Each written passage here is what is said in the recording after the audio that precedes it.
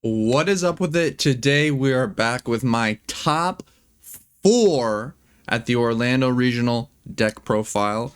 I am stoked. I haven't had a top eight since Dallas, where I got first and then fourth. So it's been a few months. And honestly, I was like, man, am I washed? Did I lose it? Because I had a bunch of top 32s, bunch of top 64s, but like, ultimately that's not what it's about for me. I want wins, I want top eights. So I was a little worried. And to be honest, this deck list is not great. I'm not going to talk about it too much. I'm going to link in the description a friend of mine who recorded a full deck profile where I go through the card choices one by one. And I talk about each individual card and why I played it. But to be honest, this deck list not that great. I don't think anyone had a great deck list. My friend Chris Sock won the whole event. Congratulations to him. His deck list even worse than mine. Mine sucks. His is even worse. But really excited. I do recommend watching that video if you want to hear more about my thought process for each card. But we didn't talk about matchups at all in that video, so just going to talk about that pretty quickly. I don't really remember exactly what round I played what in Swiss.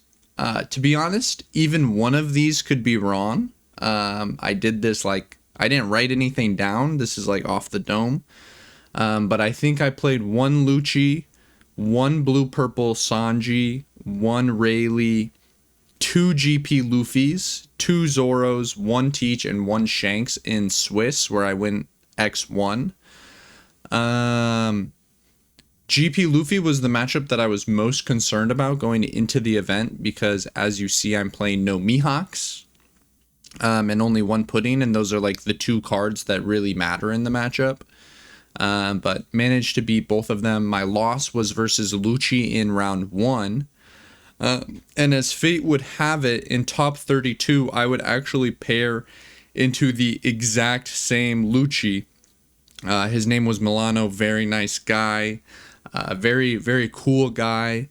I did unfortunately have to 2-0 him in top 32. I drew really well, and I had seeding, so I got to choose first or second. And then in top 16, I played a mirror.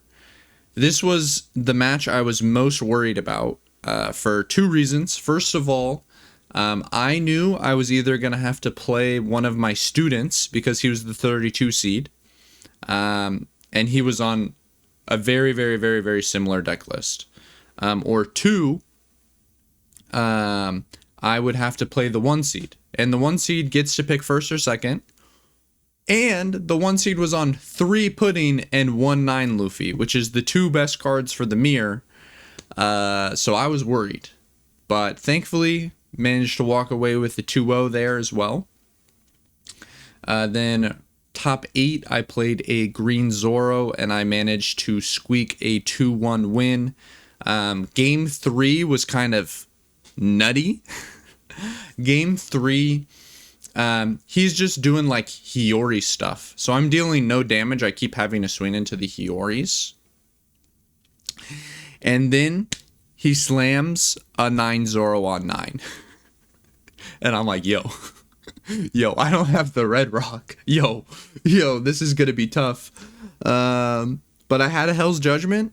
And when your opponent wants to do 5 swings with 2 things, Hell's Judgment represents a 15k counter. So I was able to live that turn. And then the next turn I was able to live again because the next turn I knew I need Infinity Dawn up with Infinity counter events.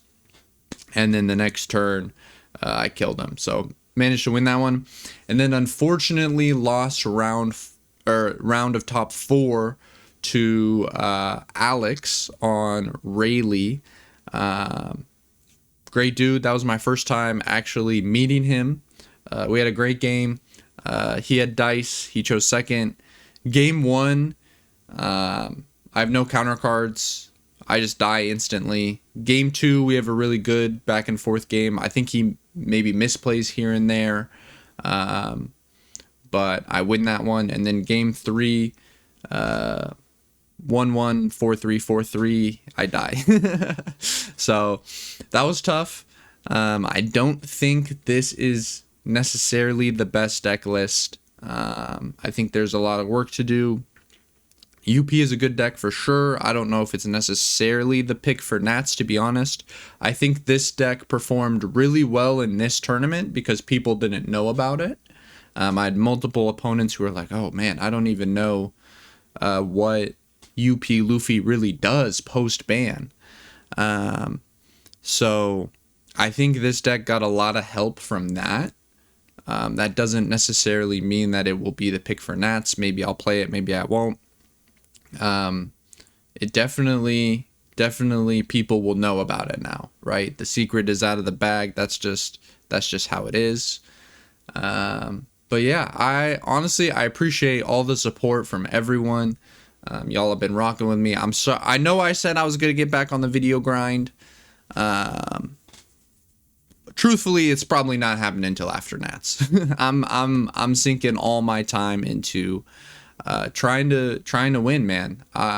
This top 4 is great, but I gotta win an extra game at Nats. I can't 2-1 in top 4, or I can't 1-2 in top 4 at Nats. I have to 2-1. I have to 2-1. I have to make it to Worlds. So I'm putting all my time, I'm putting all my energy